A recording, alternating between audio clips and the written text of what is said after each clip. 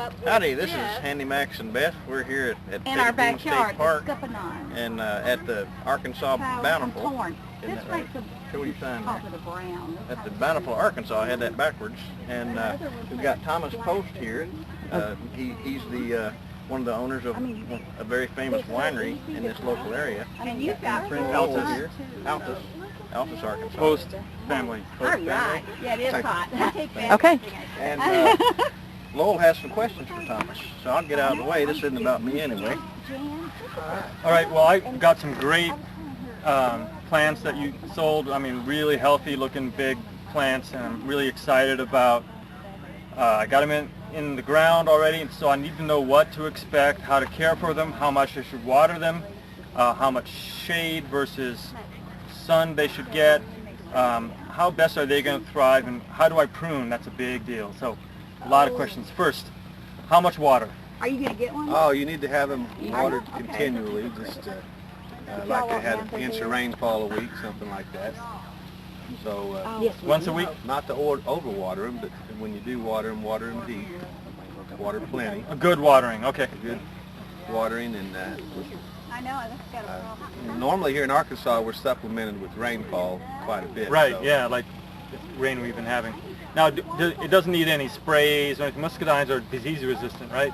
They're very disease resistant, so you won't need to be spraying it, especially the first 1 to 3 years, and then after that you can use some organic sprays that will do fine with muscadines. But they're not like grapes, where grapes are a lot more testy, is that right? Some grape varieties need more spray, and some of them are actually kind of like muscadines, like Cynthiana and Ives. These are the ones that are more disease tolerant and a little more, especially the Cynthiana is the native species, so but without some spray, albeit whatever spray it needs to be, they will tend to not do as well. So there are organic sprays though and such, and one of the best things for grapes is just to get them up and air going through them. I see. Now, I got some that were self-pollinating and pollinating, basically some that are fertile unless you have another plant that's going to what you call cross-pollinate. So I have a noble, and then I was going to get a sugar gate. I think I got all pollinating from your place. How close do they have to be for a pollinator and a non-pollinator? They need to be about 20 feet from each other, at a minimum of 30 feet. Right. For a self-pollinating vine to pollinate a female.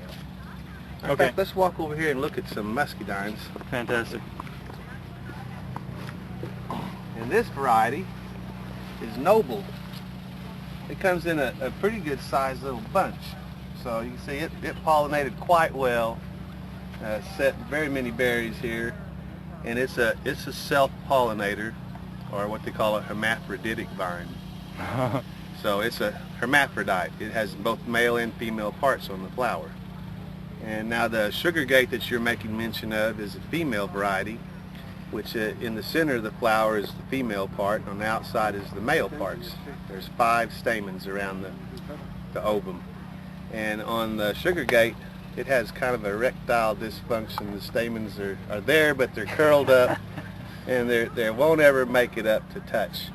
So it has to be pollinated by air, with this pollen blowing and landing on the 20-foot maximum. 20 foot, 30 foot. Okay.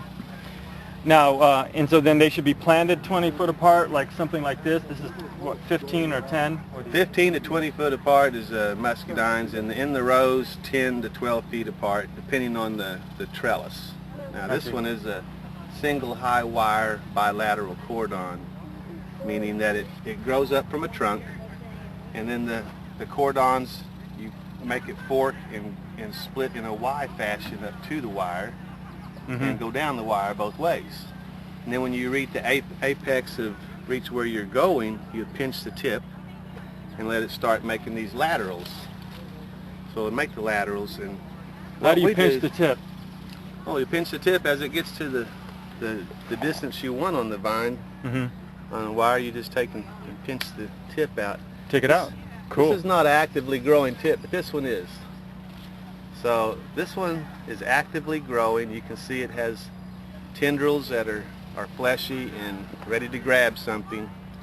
And if this one had quit growing, you see there's no tendrils present on this.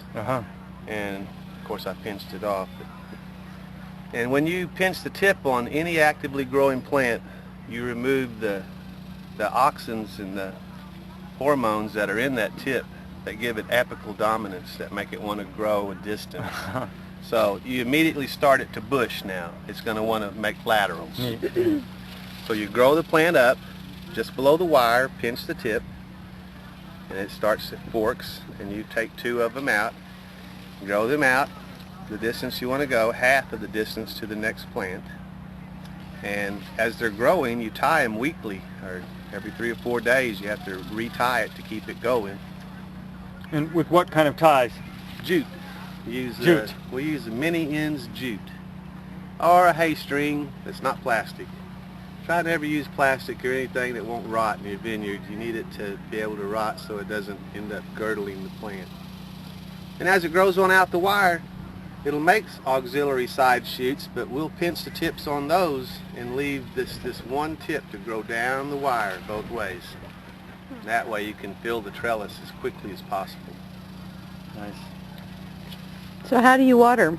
What are you doing? Yeah, when you do irrigation type watering? Good to have drip irrigation on muscadines, because a full mature plant of muscadines, it'll need 5 gallons of water per day. Per day. So Wow. What we do in our vineyards is we'll water them, if we're not getting our rainfall, we'll water them with enough water to handle 7 days. And then we'll re-water.